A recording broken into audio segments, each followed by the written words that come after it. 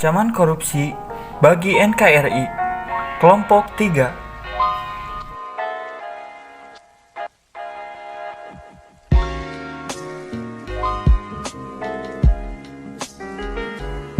The duty of youth is to challenge corruption.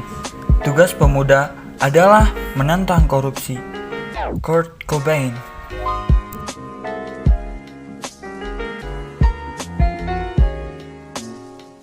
Saya akan menerangkan tentang definisi, faktor penyebab, dampak yang ditimbulkan, dan cara mengatasi korupsi. Bagian 1. Definisi.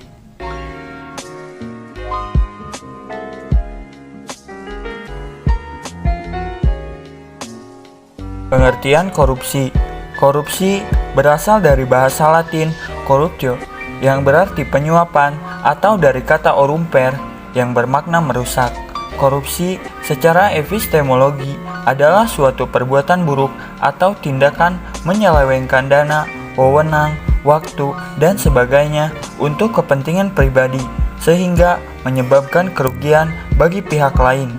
Pada mulanya, istilah korupsi di Indonesia bersifat umum dan kemudian menjadi salah satu istilah hukum sejak dirumuskannya Peraturan Penguasa Militer Nomor VRT atau PM 061957 tentang korupsi.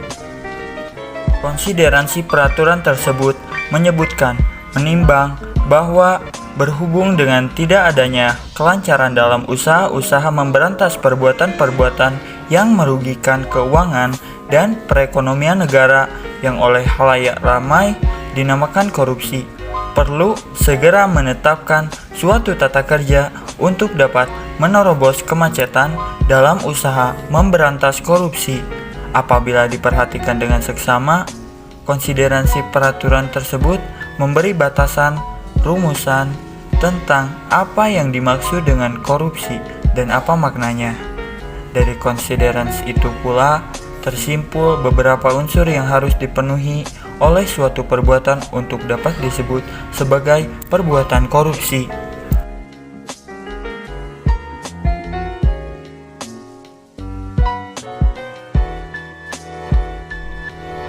Definisi korupsi menurut perspektif hukum.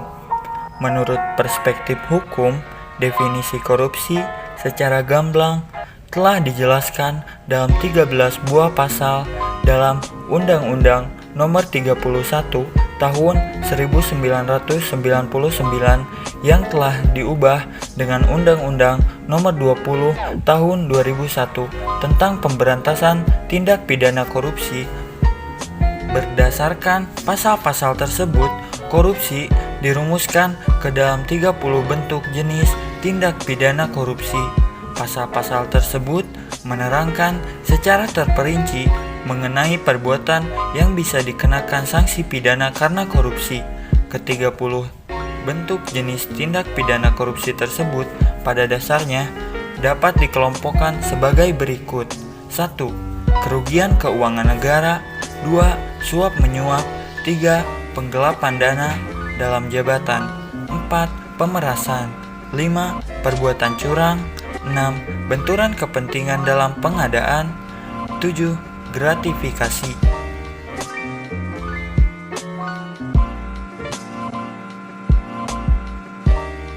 Selain bentuk atau jenis tindak pidana korupsi yang sudah dijelaskan di atas, masih ada tindak pidana lain yang berkaitan dengan tindak pidana korupsi yang tertuang pada Undang-Undang Nomor 31 Tahun 1999 yang sekarang telah diubah menjadi Undang-Undang Nomor 20 Tahun 2001. Jenis tindak pidana yang berkaitan dengan tindak pidana korupsi itu adalah 1. Merintangi proses pemeriksaan perkara korupsi. 2.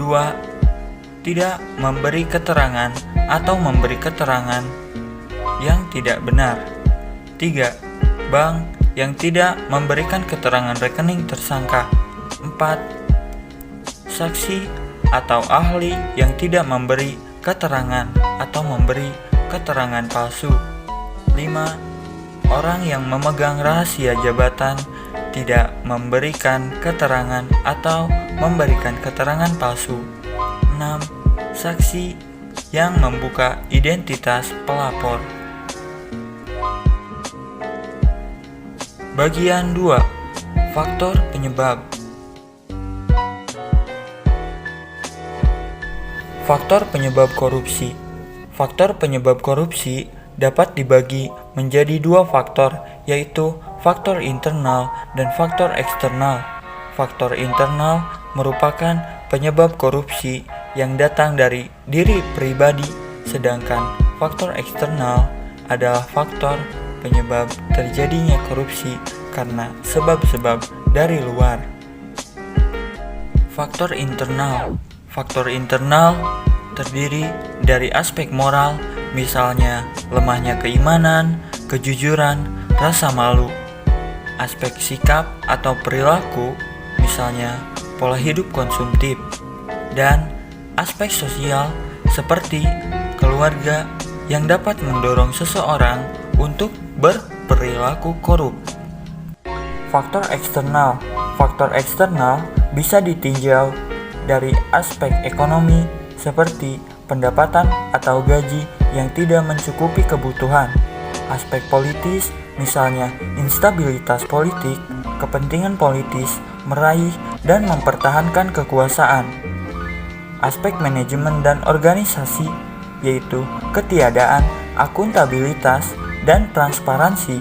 Aspek hukum terlihat dalam buruknya wujud perundang-undangan dan lemahnya penegakan hukum, serta aspek sosial, yaitu lingkungan atau masyarakat yang kurang mendukung perilaku anti korupsi.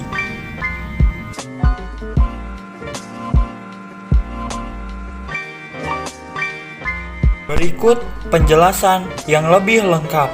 1. Faktor politik. Faktor politik ini dapat dilihat ketika terjadi instabilitas politik, kepentingan politis para pemegang kekuasaan, bahkan ketika meraih dan mempertahankan kekuasaan. 2. Faktor hukum.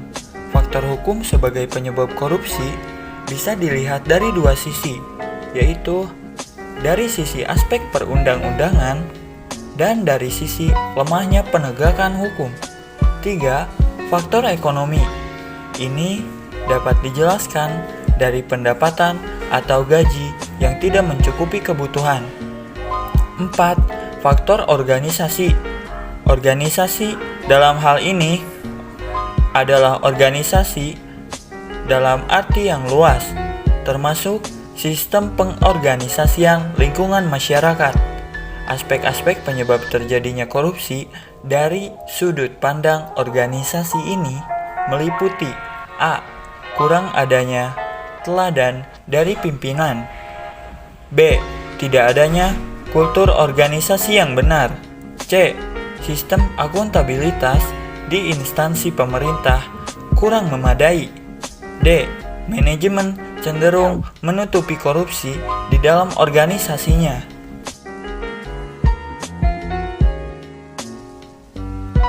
Bagian 3. Dampak yang ditimbulkan.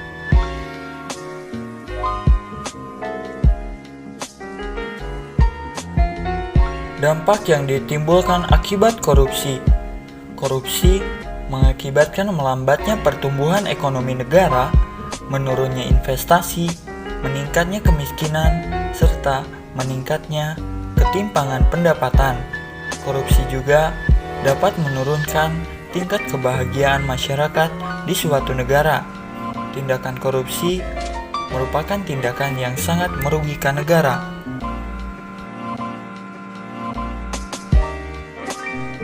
Dampak korupsi terhadap ekonomi, politik, pemerintahan, dan hukum.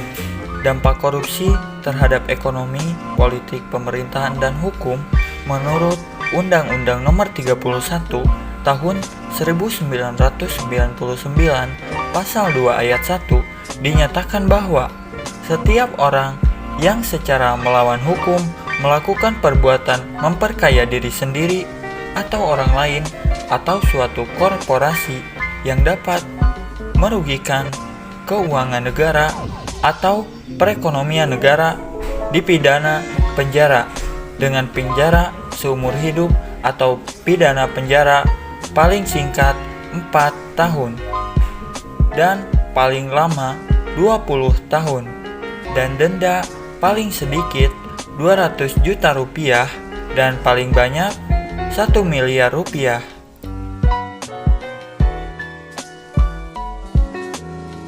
Berikut adalah dampak korupsi dari segala bidang. Yang pertama, bidang ekonomi. Yang kedua, bidang pemerintahan. Yang ketiga, bidang politik. Yang keempat, bidang hukum. Yang kelima, bidang pertahanan dan keamanan. Dan yang ketujuh, bidang lingkungan.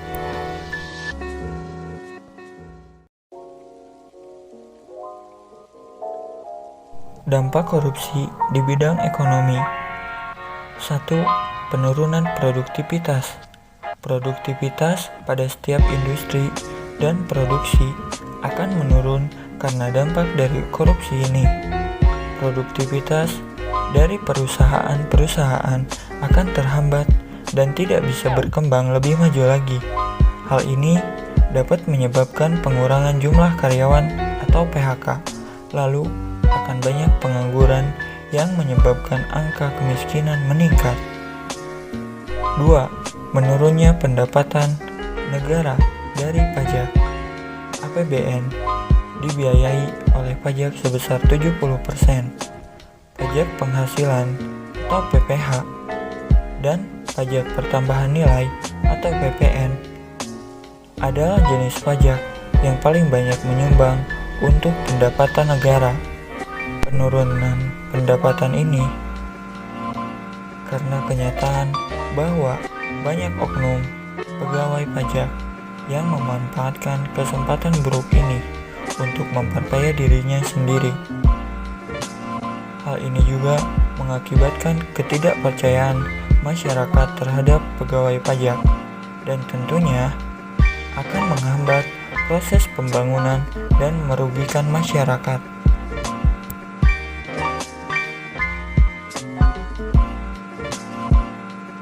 3. Meningkatkan utang negara. Korupsi tentunya akan memperburuk keuangan negara. Selain sebelumnya, negara memang sudah punya hutang dengan negara lain. Dengan adanya korupsi, justru hutang itu akan semakin bertambah. Para maling uang rakyat ini tidak sadar diri bahwa apa yang ia lakukan dapat memperburuk keadaan negara. Mereka hanya memikirkan keuntungan pribadi. 4. Menurunnya pertumbuhan ekonomi dan investasi. Dengan adanya tindak korupsi di suatu negara akan menyebabkan para investor dari luar negeri tidak percaya lagi dengan kepastian hukum dalam tindak korupsi untuk menanamkan modal di industri suatu negara. Kondisi ini mempersulit pembangunan ekonomi. 5. Rendahnya kualitas barang dan jasa. Korupsi juga akan menghambat pertumbuhan negara sendiri karena uang negara dibuat untuk memperkaya diri sendiri. Kualitas barang dan jasa menjadi rendah dan tidak layak digunakan untuk publik. 6. Menambah beban dalam transaksi ekonomi. Adanya suap, pungli, penyelewengan dana dalam sebuah perekonomian membuat biaya transaksi akan semakin besar. Besarnya biaya transaksi akan menyebabkan tidak efisien dalam perekonomian seperti penggunaan sumber daya untuk penciptaan, penggunaan pemeliharaan, perubahan, dan sebagainya.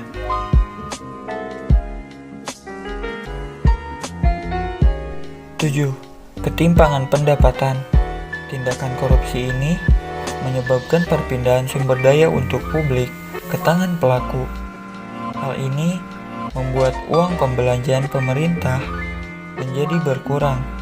Dengan adanya tindakan korupsi ini, ketimpangan pendapatan akan terjadi antara elit koruptor dengan masyarakat karena pindahnya sumber daya untuk publik tadi. 8. Meningkatkan kemiskinan. Badan Pusat Statistik membagi kemiskinan menjadi 4 kategori, yaitu A. Kemiskinan absolut, artinya seseorang yang memiliki kondisi di bawah garis kemiskinan atau dapat dikatakan tidak dapat memenuhi kebutuhan sandang, pangan, kesehatan, dan pendidikan untuk hidup dan bekerja dengan layak. B. Kemiskinan relatif, artinya kemiskinan karena pengaruh kebijakan yang menyebabkan ketimpangan pendapatan. Standar kemiskinan ini relatif ditentukan oleh pandangan subjektif masyarakat. C. Kemiskinan kultural, artinya kemiskinan yang disebabkan oleh faktor budaya yang membuat seseorang terbelenggu dalam kondisi miskin. D. Kemiskinan struktural, artinya kemiskinan yang terjadi karena ketidakberdayaan seseorang atau sekelompok masyarakat terhadap kebijakan tertentu dan membuat sistem yang tidak adil, sehingga terjebak dalam kemiskinan. Korupsi ini menjadi penyebab kemiskinan masyarakat. Selain menimbulkan efek langsung, korupsi juga menimbulkan efek yang tidak langsung terhadap kemiskinan. Alur korupsi awalnya memberikan dampak penurunan pertumbuhan perekonomian yang akhirnya menyebabkan angka kemiskinan yang naik. Dampak korupsi di bidang pemerintahan. 1. Etika sosial yang mati. Dengan adanya tindakan korupsi dari satu anggota kelompok, maka anggota lain akan menutupi tindakan tersebut dengan berbagai cara. Hal ini merugikan masyarakat dan negara. Tentunya sangat mengecewakan karena wakil rakyat malah menutupi kasus tindakan korupsi yang dapat merugikan masyarakat. 2. Birokrasi tidak efisien. Birokrasi memiliki tujuan untuk memberikan pelayanan kepada publik. Namun, bagaimana jika pelayanannya sangat sulit dan berbelit-belit? Tentunya, masyarakat akan merasa kesulitan jika ingin mengurus dokumen-dokumennya. Belum lagi, jika untuk mempercepat pelayanan masyarakat diharuskan untuk membayar. Inilah yang dinamakan pungli. Birokrasi pemerintahan seharusnya gratis untuk masyarakat dan tidak mempersulit. 3. Hilangnya fungsi. Pemerintah korupsi memiliki dampak kepada pemerintah karena tidak mampu menjalankan fungsi yang sebenarnya. Kondisi ini sangat mengkhawatirkan karena yang ditakutkan korupsi semakin banyak terjadi, namun pemerintah semakin lunak. Dampak korupsi di bidang politik. 1. Pemimpin koruptor. Adanya praktik suap dari para calon-calon pemimpin partai saat pesta demokrasi akan membuat bayangan bahwa mereka juga akan menjadi calon koruptor. Tradisi ini sudah lama terjadi. Para calon pemimpin selalu memberikan uang ataupun dalam bentuk sembako agar masyarakat memilih dia saat pemilihan. 2. Publik tidak lagi percaya demokrasi. Korupsi juga menyebabkan publik tidak lagi percaya pada demokrasi. Semua pejabat negara, legislatif, maupun petinggi pejabat negara tidak lagi dipercaya oleh publik karena banyaknya koruptor dari dalam sana. Bahkan, publik bisa saja tidak akan memilih siapapun saat pemilihan umum karena tindakan korupsi ini dapat jadi pertimbangan publik. Keadaan seperti ini harus diatasi dengan kepemimpinan yang bersih, jujur, dan adil. 3. Menguatnya plutokrasi. Plutokrasi adalah sistem politik yang dikuasai oleh kamu yang memiliki modal besar. Setiap perusahaan besar memiliki hubungan dengan partai-partai tertentu. Beberapa pengusaha juga menjadi ketua partai politik tertentu. Ini membuat kepentingan perusahaan dan partai menjadi tidak sesuai. Ketua partai ini dapat melakukan tindakan suap dengan mudah jika mereka ingin menang karena banyaknya modal yang mereka punya. 4. Kedaulatan rakyat hancur. Dunia politik hanya milik sekelompok orang di dalam partai politik saja. Mereka akan terus bersaing dengan partai lain hanya untuk meraih kemenangan mereka semata. Tentunya yang menang akan dapat menguasai semuanya. Hanya mereka-merekalah sekelompok orang di dalam partai politik yang menang. Rakyat hanya ada pada kemiskinan dan masa depan negara yang tidak jelas. Dampak korupsi di bidang hukum. 1. Peraturan perundang-undangan tidak efektif. Semua pihak dapat menerima suap dan pungli. Yang kaya akan dipermudah dan yang miskin akan dipersulit. Semua akan mudah jika ada uang. Bahkan keadilan pun bisa dibeli dengan mudah. Hukum yang tadinya harus adil sekarang bisa dibeli. Hukum terasa tajam ke bawah dan tumpul ke atas. 2. Hilangnya kepercayaan masyarakat terhadap negara. Melalui media massa, kita akan mendapatkan informasi mengenai negara sendiri, bahkan dunia.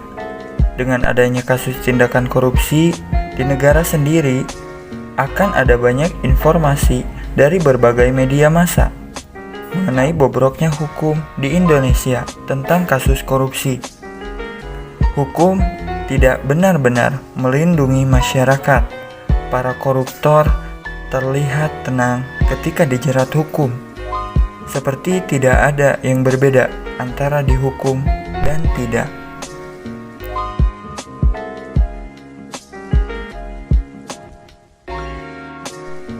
Dampak korupsi di bidang pertahanan dan keamanan. 1. Kerawanan pertahanan dan keamanan. Negara memang seharusnya memiliki pertahanan dan keamanan dari udara, darat, hingga laut. Pertahanan dan keamanan ini harus dijaga dan difasilitasi dengan baik agar tidak ada pengganggu kedaulatan negara. 2. Garis batas negara yang lemah. Korupsi juga menyebabkan masyarakat yang berada di garis batas negara mengalami kemiskinan. Tidak ada armada yang menjaga garis batas negara. Anggaran untuk rakyat dikorupsi. Hal ini menjadikan masyarakat yang berada di batas negara kesulitan mengakses air, listrik, pendidikan, dan lain-lain. 3. Kekerasan dalam masyarakat. Kepercayaan masyarakat sudah hilang karena korupsi. Apa yang dikatakan pemerintah tidak dihiraukan lagi. Semua kebijakan pemerintah pun masyarakat tidak akan peduli. Mereka menganggap program pemerintah tidak akan mengubah apapun. Hal ini mengakibatkan mereka akan melindungi diri sendiri dan orang-orang terdekat untuk bertahan hidup dengan menggunakan cara-cara yang negatif. Kekerasan dan perkelahian akan timbul jika keadaan ini terjadi.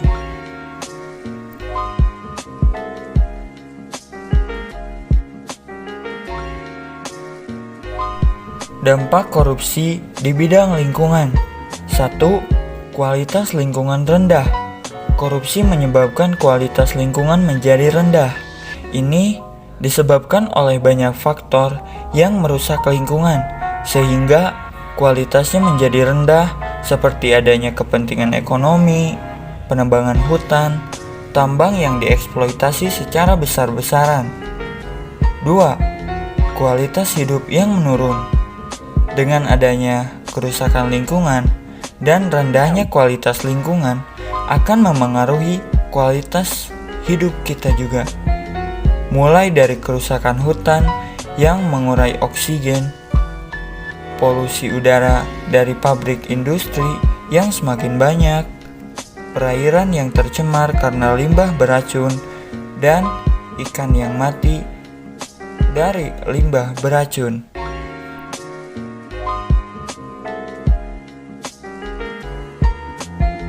Kesimpulan dari dampak korupsi, dengan adanya tindakan korupsi, negara dan masyarakat akan terkena imbasnya. Korupsi sangatlah tidak dibenarkan, apapun alasannya. Korupsi harus diberantas dengan tuntas sampai ke akarnya. Seharusnya para koruptor dihukum seberat-beratnya agar tidak mengulangi kesalahannya yang merugikan negara.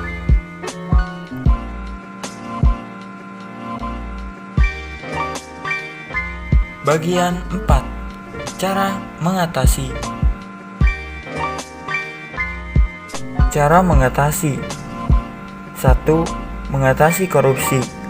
Cara masyarakat dan pemerintah bekerja sama dalam perang melawan korupsi adalah mengakhiri impunitas.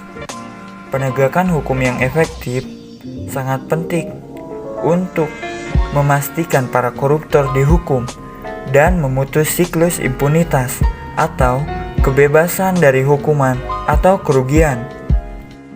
2. Mereformasi administrasi publik dan manajemen keuangan. Reformasi yang berfokus pada peningkatan manajemen keuangan dan memperkuat peran lembaga audit di banyak negara telah mencapai dampak yang lebih besar daripada hanya melakukan di sektor publik dalam mengendalikan korupsi. 3. Mengenali jenis korupsi. Korupsi tidak hanya menyangkut suap, tapi juga bicara mengenai masyarakat ekonomi lemah yang masih sering menjadi sumber daya yang perannya belum maksimal di tengah suatu negara. Itulah mengapa sangat penting untuk memahami berbagai jenis korupsi untuk mengembangkan respons yang cerdas dan sesuai dengan kebutuhan negara tersebut. 4. Memaksimalkan kekuatan masyarakat. Kontribusi masyarakat di setiap aspek bagian negara yang masih relevan dapat membantu pemerintahan. Untuk itu, dalam hal ini sangat perlu untuk melakukan identifikasi prioritas, masalah, dan menemukan solusi. Setiap kontribusi yang diberikan masyarakat akan sangat bermanfaat untuk kemajuan suatu negara, meskipun hanya dapat dilakukan dalam skala kecil, misalnya saja dengan melakukan inisiatif pemantauan masyarakat dalam beberapa kasus berkontribusi pada deteksi korupsi, mengurangi kebocoran dana, meningkatkan kuantitas dan kualitas layanan publik. 5. Menggunakan jalur komunikasi alternatif. Saat membacanya, mungkin Anda merasa kebingungan. Namun, dalam hal ini, kita sedang berbicara tentang bagaimana menyatukan proses formal dan informal, yang dimana berarti Anda dapat melakukan kerjasama dengan pemerintah dan kelompok non-pemerintah atau organisasi untuk mengubah perilaku dan memantau kemajuan. 6. Memanfaatkan teknologi.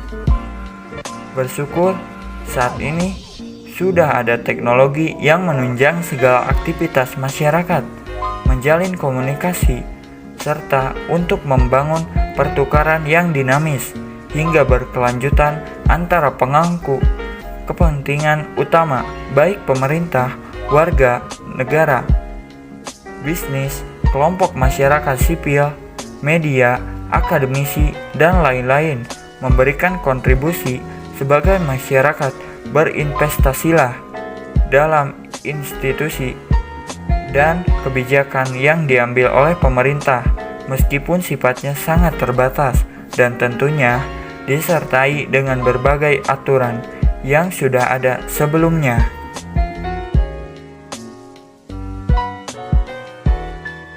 7. Menutup celah internasional. Salah satu yang menyebabkan korupsi susah untuk dilacak adalah saat pejabat publik melakukan pencucian uang dan menyembunyikannya di negara lain, sehingga sangat perlu bagi pusat keuangan untuk memiliki sistem yang maju dan mampu menghentikan transaksi gelap yang terjadi. 8. Menetapkan standar. Jika bicara soal korupsi, maka tentunya tidak akan terlepas dari melakukan analisa kekuatan pasar, perilaku, dan sosial, karena semua aspek yang telah disebutkan mengadopsi standar integritas yang baik, maka hasil yang diberikan juga akan positif. 9. Menetapkan langkah yang tepat. Saat mengambil sebuah keputusan dan strategi, tentunya harus ada evaluasi yang nantinya dapat menjadi tolak ukur mengenai langkah-langkah yang sudah diambil. Juga melakukan antisipasi saat situasi di lapangan berubah. Terima kasih.